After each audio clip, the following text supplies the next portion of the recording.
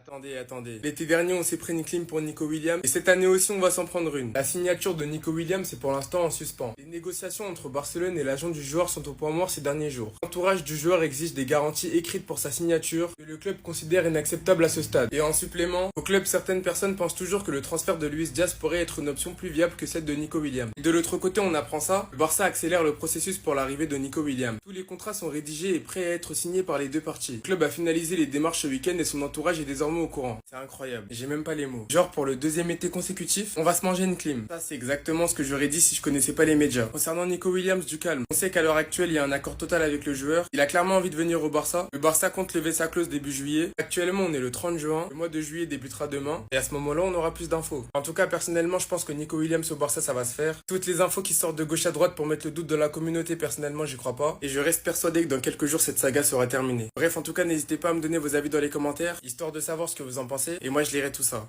L'agent Nico Williams qui est finalement retentissant, demandant des garanties d'inscription de son joueur, ce qui est normal. Des nouvelles de Ferran Torres. Encore le Barça libéré des salaires différés car ils ont tout réglé. On en parle tout de suite. Après, ça a déclaré que ça fait 15 jours que Ferran Torres a commencé sa pré-saison.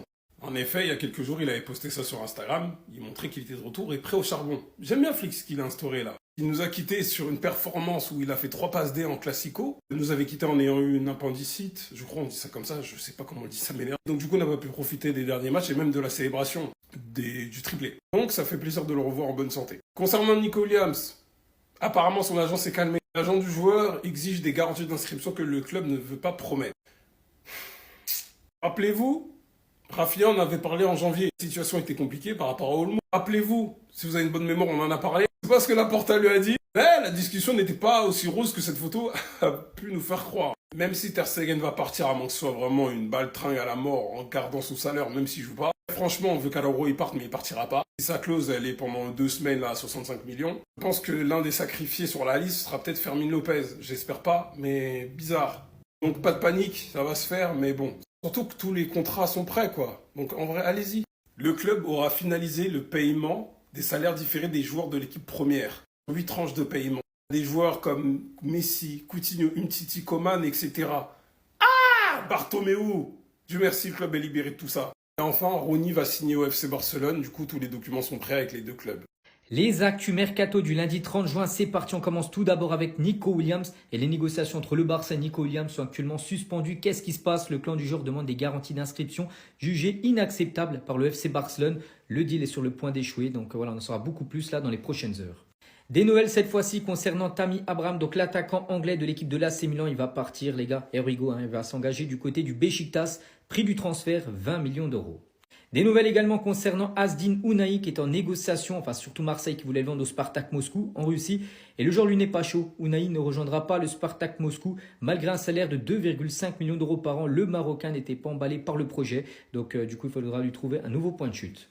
Des nouvelles également concernant l'attaquant français Hugo Ekitike, attaquant de Francfort. On apprend aujourd'hui que Hugo Ekitike est sérieusement envisagé par l'équipe des Gunners l'été prochain. Et on finit aujourd'hui avec l'équipe de Porto qui avance pour un retour de Fabio Vieira, ancien joueur bien sûr de cette équipe. Et le FC Porto souhaiterait tout simplement ce retour pour ce mercato. Les gars, aujourd'hui là, c'est vous-même qui allez me donner des informations. Concernant le cas Nico Williams, on dit quoi? Parce que moi, je commence à avoir peur. Hein. On ne comprend plus rien. Qu'est-ce qui va se passer? Bon, j'ai dit aujourd'hui là, moi, je ne vous donne pas d'informations. Puisque moi-même, je ne sais rien. Donc vous là, donnez-moi les informations. Qu'est-ce qui se passe? Concernant le cas Nico, il va venir, il ne va pas venir. Donnez-moi, dis-moi ce qui se passe. Parce que je ne comprends pas. Ça fait plus de 2 semaines qu'on a d'affaires de Nico. Moi, je commence à avoir peur. Moi, je commence à avoir peur. Si vous avez les bonnes informations, donnez-nous. Parce que ce Romano là, Fabrizio Romano, je ne sais pas, il a quel problème. Il ne nous dit rien. Hein? Donnez-moi les informations. Aujourd'hui, moi, je n'ai pas d'informations. On dit normalement cette semaine-là, tout doit se passer. Si vous avez les bonnes informations, donnez-moi. Dites-moi ce qui se passe. Parce que je ne sais rien. Il ne faut pas mentir. Aujourd'hui là, moi-même, je suis perdu. Ne me dites pas que vous êtes perdu. Donnez-moi les informations. Le cas Nico Williams, c'est comment? Il vient pas. On fait quoi? On l'attend. Donnez-moi les informations. Nico Williams au Barça, les gars, ça se précise de plus en plus. Le Barça qui décide maintenant d'attaquer et d'envoyer une réponse sanglante à l'Atlético Bilbao qui a décidé d'attaquer le Barça un peu plus tard, hier et avant-hier.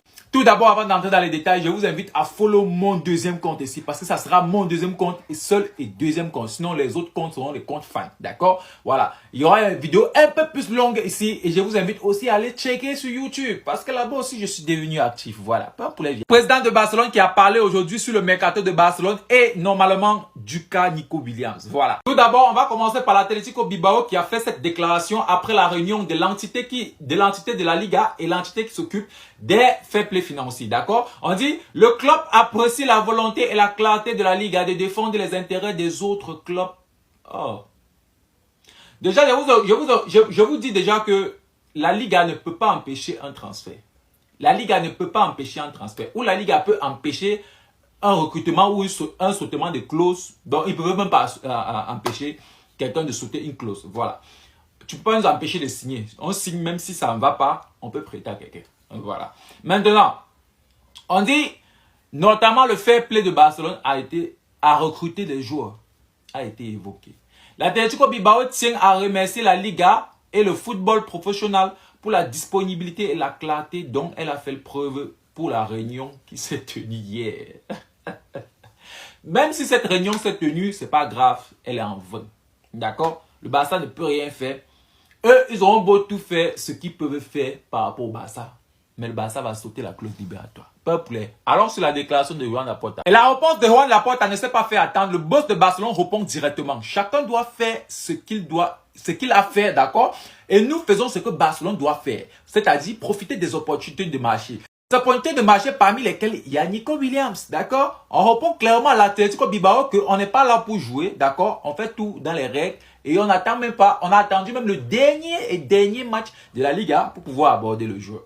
Et c'est quelques mois après qu'on a abordé le joueur. Voilà.